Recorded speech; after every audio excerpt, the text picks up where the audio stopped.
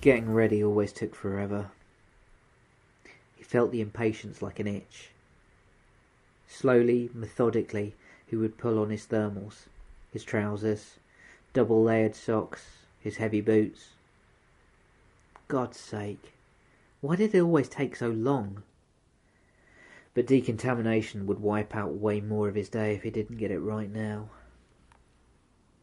He pressed the tongue of his boot into place, worked the laces through the eye holes one after another, steady, consistent. He was used to the routine. He remembered how things had been, how easy all of this was before everything had changed, before that darkness had fallen over everything.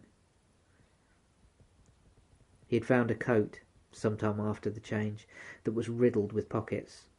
It was heavy, in camouflaged duns and greens. The weight felt protective, like an armoured hide, though he had yet to test its effectiveness, thank God. The pockets were perfect for taking everything that he might need. Sanitising wipes, alcohol gel, the emergency medication in case these other protections failed. He filled his rucksack, taking food and drink, carefully sealed. He hoped he wouldn't need either. He always preferred the safety of home to eat or drink. Besides, the danger of needing to relieve himself while he was out there. He hated the amount of time it meant staying still, literally exposed. He stopped in the hall. Physically, he was ready.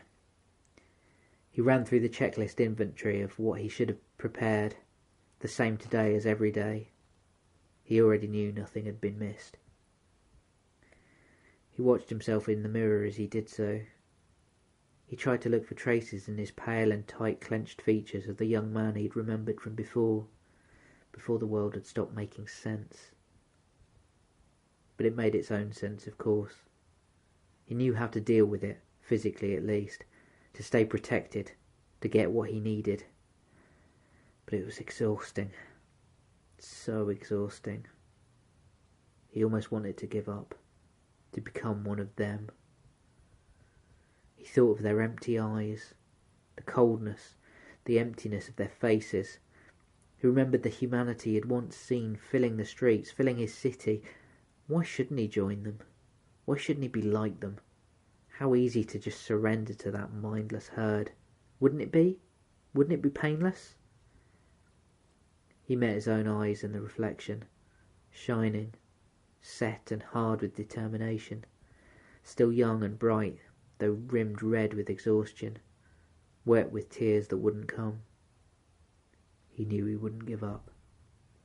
He had to protect himself, to preserve himself, no matter how hard it might be.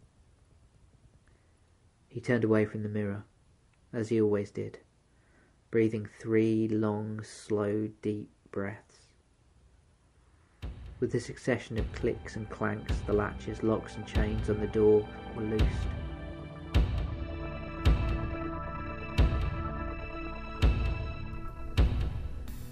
Later, outside, on the high street, the daytime shoppers tried not to stare at him, sweating inside his heavy coat, his multiple layers of clothes.